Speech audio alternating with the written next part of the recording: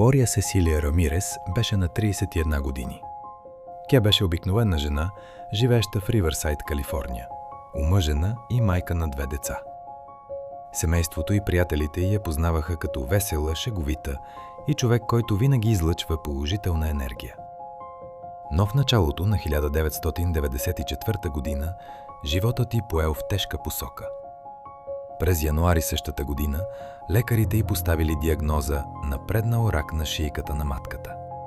Състоянието било сериозно, до толкова, че се смятало, че й остават само няколко месеца живот. Въпреки това, Глория не изгубила надежда. Тя решила да се бори с болестта. В продължение на 6 седмици започнала тежко лечение, включващо химиотерапия и лъчетерапия, като същевременно понасяла силни болки. Но към средата на февруари, само месец и половина след диагнозата, състоянието й започнало рязко да се влошава. На 19 февруари 1994 година, събота, денят преминал със силно гадене и повръщане. Към вечерта обаче тя започнала да изпитва сериозни затруднения с дишането, а сърцето й туптяло така силно, сякаш тяло да изскочи от гърдите й. Притесненото й семейство незабавно се обадило на 911 и поискало спешна помощ.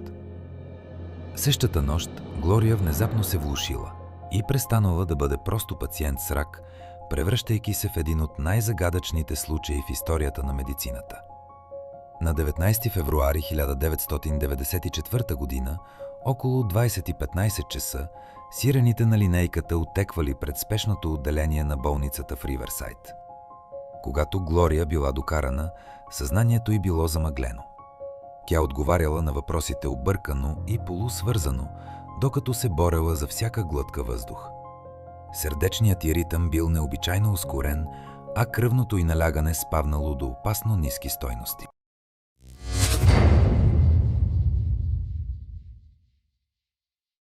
Въпреки че беше едва на 31 години, симптомите на младата жена приличали по-скоро на тези на възрастен пациент, преживяващ тежък инфаркт или белодробна недостатъчност. По пътя към болницата парамедиците й поставили кислородна маска и се опитвали да стабилизират жизнените й показатели. Но състоянието й почти не се подобрявало. След като пристигнала в спешното отделение и бързо изпаднала в шок, Глория била отведена в травматологичната зала, където започнали стандартните спешни процедури.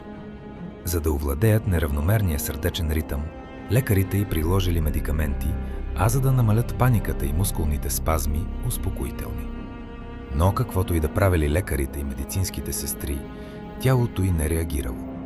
Сърцето й не възвръщало нормалния си ритъм, а опасно ниското й кръвно налягане не се покачвало.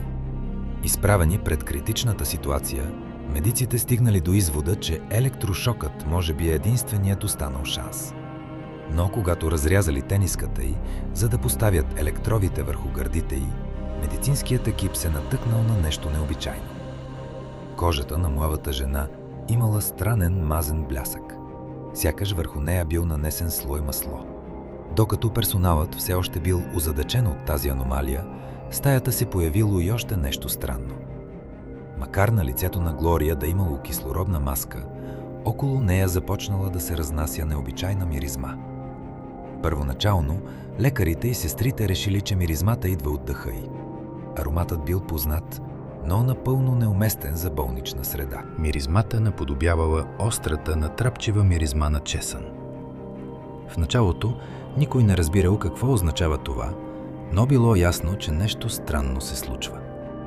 Докато лекарите се опитвали да спасят Глория, една от медицинските сестри подготвила спринцовка, за да вземе кръвна проба от ръката й.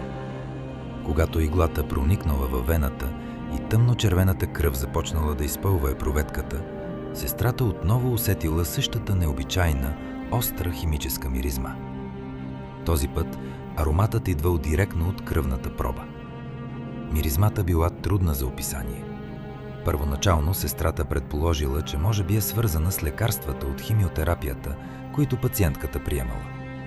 Но това било различно. Имало и силен амонячен оттенък. Несигурна в собствените си усещания, тя подала епруветката на лекаря в стаята и го попитала дали той забелязва нещо странно.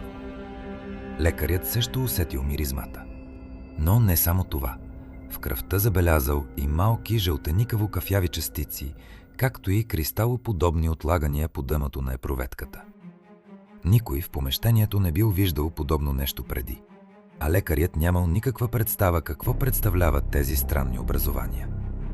И точно когато персоналът се опитвал да разбере случващото се, ситуацията станала още по-объркваща. Медицинската сестра, която взела кръвта, внезапно започнала да се чувства зле. По лицето й се появило леко парене, сякаш кожата й била залята с алкохол. Топлина започнала да се разпространява по тялото й. Преди дори да осъзнае какво става, зрението й потъмняло и тя рухнала на пода. Настъпила паника. Останалият медицински екип се опитал да запази спокойствие, продължавайки борбата за живота на Глория, докато припадналата сестра била изнесена на носилка в друга зона. В онзи момент мнозина предположили, че причината може да е обикновен стрес, изтощение, глад или преумора. Но без още да го осъзнават, истинският кошмар тепърва започвал. А Глория продължавала да лежи на носилката, борейки се за живота си. Докато в стаята царял хаос, след припадналата медицинска сестра и младата лекарка, Джули също започнала да се чувства зле. Само от 15 до 20 минути след пристигането на Глория, почти нищо не вървяло нормално. А малко след като била изведена от травматологичната зала, и тя припаднала. Така втори медицински служител станал жертва на същата мистериозна реакция. И никой не разбирал защо. Докато надеждата за Глория намалявала, екипът едновременно се борел за живота й и се опитвал да осмисли случващото се с колегите си. Но скоро и трети човек от персонала, който също бил в контакт с кръвната проба, рухнал на пода. Тогава настъпила истинската паника. Изглеждало така, сякаш невидима отрова се разпространява из помещението и поваля всеки, който се доближи. След като няколко души от персонала започнали да колабират един след друг, по-опитните лекари наредили незабавна евакуация на спешното отделение. Всички пациенти и служители били изведени навън, на чист въздух, в паркинга на болницата. Обявено било вътрешно извънредно положение, а персоналът преминал в карантинен режим. Това решение се оказало жизнено важно, защото само за минути общо 23 души, намирали се в спешното отделение по същото време като Глория, започнали да проявяват странни симптоми – гадене, припадъци, парене по кожата и други необясними реакции. Някои от медицинските работници, които били в най-близък контакт с нея, се влушили толкова сериозно, че се наложило да прекарат нощта в интензивното отделение. Малък екип останал вътре и продължил отчаяните опити да върне Глория към живот. Прилагани били венозни медикаменти, електрошокове и сърдечен масаж, но нищо не успяло да накара сърцето й да забие отново. След около 45 минути интензивна реанимация, лекарите обявили смъртта й. Официалната причина била посочена като бъбречна недостатъчност и метаболитни нарушения, свързани с напредналия рак. Но за всички присъстващи било ясно, че случилото се тази нощ не изглеждало нормално. Дори след смъртта й, никой не бил сигурен дали опасността е отминала, затова на място били извикани специализирани екипи за опасни материали с газови маски и пълно защитно оборудване. Те проверили въздуха за токсични вещества и опасни химикали, включително газове като сероводород и фосген. Резултатът бил изненадващ. Не били открити никакви следи от отровни газове във въздуха. Това до някъде успокоило ситуацията, но същевременно задълбочило мистерията. Ако във въздуха нямало токсини, тогава защо толкова много хора били припаднали и се разболели?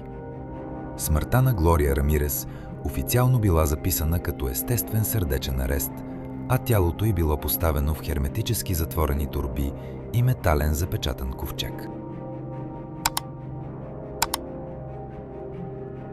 Но мистерията около случая тепърва се задълбочавала. Болницата била залята от експерти, които разпитвали персонала и провеждали официални проверки. Скоро станало ясно, че най-тежки симптоми проявявали хората били на по-малко от 2 метра от Глория и имали пряк контакт с венозната й система. Въпреки това, Кръвните тестове на пострадалите не показали трайни отравяния или ясни химически следи. Поради липса на конкретен токсин, някои специалисти предположили, че става дума за масова психогенна реакция. Паника предизвикала верижни припадъци. Много лекари и сестри обаче категорично отхвърлили тази теория, особено онези, които били приети в интензивно отделение с сериозни физически симптоми. Истината останала неясна. Междувременно и аутопсията на Глория се превърнала в отделна загадка. Първата била извършена 6 дни след смъртта й, на 25 февруари 1994 година, при строги мерки за сигурност, но не дала категоричен отговор. Втора аутопсия през март също не открила решаващи доказателства. Разгневеното семейство, възмутено от начина, по който Глория била представяна без ясни факти, наело външен патолог и поискало трета проверка през април. Но дори и след третото изследване не бил открит окончателен отговор. Мистерията около смъртта на Глория Рамирес останала жива. В края на април тялото на Глория най-накрая било върнато на семейството й, но официалната причина за смъртта останала непроменена. Въпреки множеството тестове и 3 аутопсии, в организма й не били открити външни токсични вещества, а властите така и не дали ясен отговор защо медицинският персонал се разболял. Наетият от семейството патолог допуснал възможност за лекарска грешка, но и той не успял да обясни мистериозните симптоми. Допълнително объркване внесъл фактът, че странната кръвна проба, взета в нощта на инцидента, била унищожена по погрешка. Случаят изглеждал все по-загадъчен, особено след като главният следовател по разследването починал само месец по-късно. Макар официалното разследване постепенно да затихнало, научната общност не се отказала. За да бъде открито възможно обяснение, случаят бил изпратен за по-задълбочен анализ в Лоуренс Ливермор National Laboratory, високотехнологична лаборатория, известна основно с работа по ядрени и сложни научни изследвания. Именно там започнало търсенето на най-вероятния научен отговор на мистерията около Глория Рамирес.